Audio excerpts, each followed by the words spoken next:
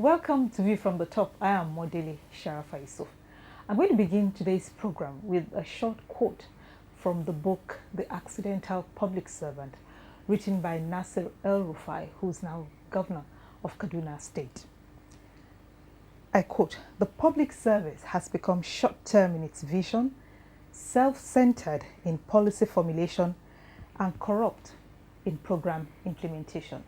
You know, very sadly, inefficiency, nepotism, favoritism, bloated workforce, bureaucratic bottlenecks, and corruption have become synonymous with public service in Nigeria.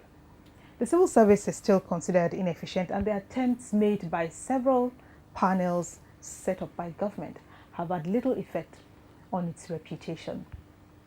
One of Nigeria's most respected civil servants, Chief Philip Asiodu, once said the obvious: a government may have good policies, but to deliver on them, the government needs a good and proficient civil service.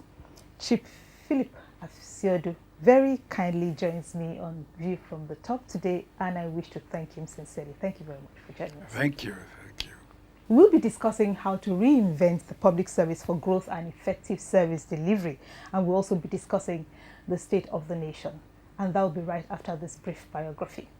Born on 26 February 1934, Chief Philip Asiodu attended King's College, Lagos, before proceeding to the Queen's College, Oxford, where he read philosophy, politics, and economics. Chief Asiodu entered the Nigerian Foreign Service at the age of 23 and rose to be Chancellor, Nigerian Mission to the United Nations in New York at the dawn of Nigeria's independence. He was also Nigerian representative in the Provisional Secretariat of the newly formed Organization of African Unity, OAU. He moved over to the Domestic Civil Service in 1964, where he was appointed Federal Permanent Secretary.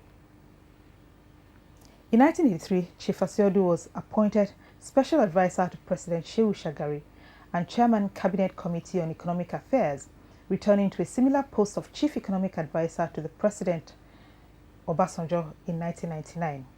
In between that, he was Secretary or Minister for Petroleum and Mineral Resources in the Transitional Council of 1992-1993. And between 2001 and 2005, he served as a member of the Honorary Presidential Advisory Council on Investment. Chief Asiodu was a founding member of the People's Democratic Party, PDP. He was a trustee of the party, and in 1999 unsuccessfully contested nomination as the party's presidential candidate.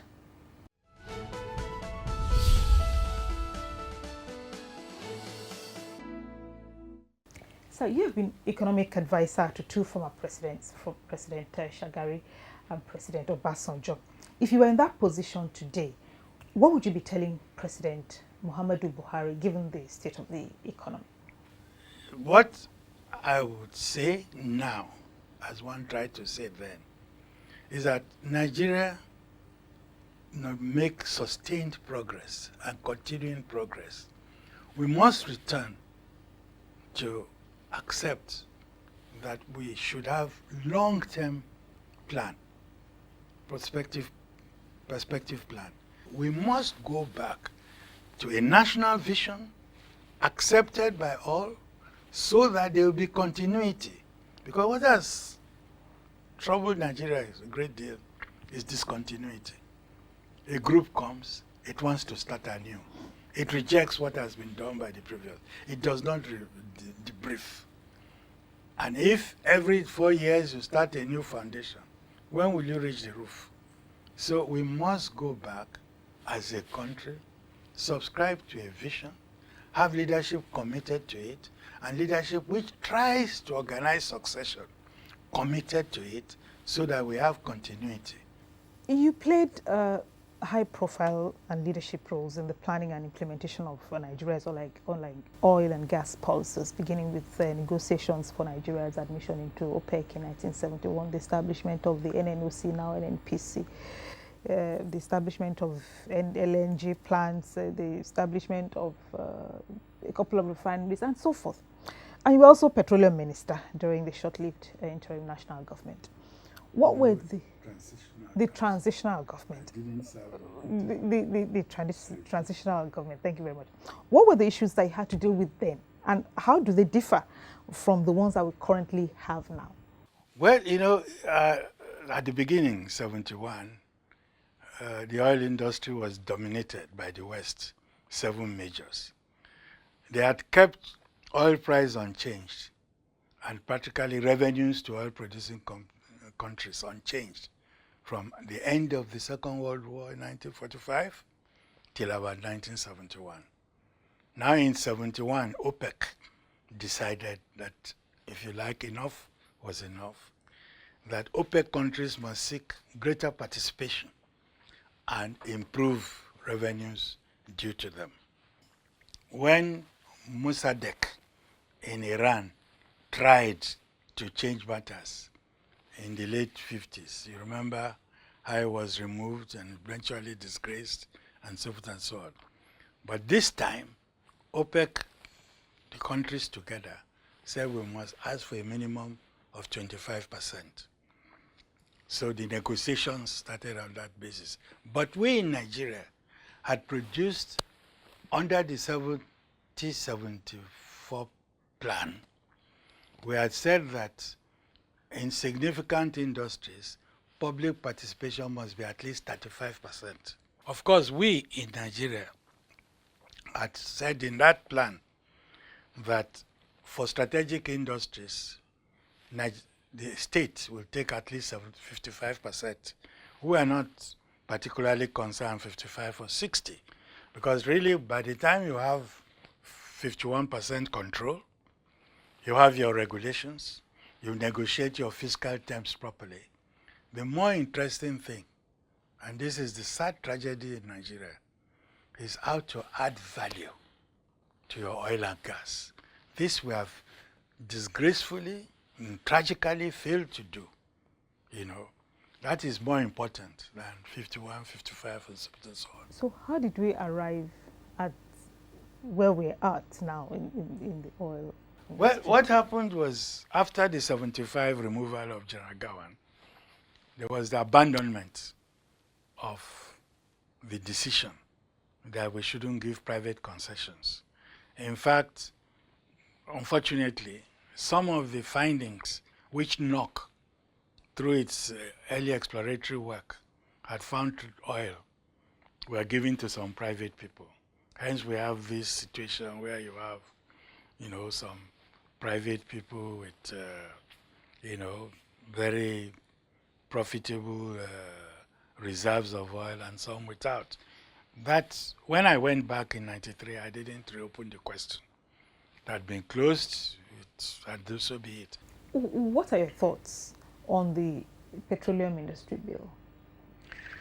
Personally, I thought it was not exactly necessary. You will see that in the federal government publication of 2009, they stated that they were going to bring all the 16 different important legislations on oil into one document. 1. 2, they said for good measure that this is the first time it's happening anywhere in the world. Then the ideas they wanted to achieve, to create a better enabling environment, they said, for investment in oil and gas, making sure that Nigeria derived optimal revenues, and so forth and so on. But you will find a contradiction in the PIB, because the minister was still going to be the chairman of NNOC. You are going to be the regulator. You are going to be chairman of NNOC. When you now go back to the PIB, we've wasted about 10 years. We've lost opportunities because decisions have been delayed needlessly. So to me, it's a great disservice to this nation that instead of using the existing agreements to improve your conditions while you're trying new legislation, you keep waiting as if at the expense of the country, you're trying to force legislation too. So whatever we do, we must go back to a situation in which, in the public interest, people are ready to process project proposals quickly, under the rules, existing incentives transparently offered, under the rules again, the flexibility to look again at changes in fiscal terms you have to do so that the country is not cheated, but we still create, in this new fiercely competitive environment, create an enabling environment for us to continue to receive investments, not only in resources, but the latest technology in the exploitation of our oil and gas. We have to take a break now. Please join us again.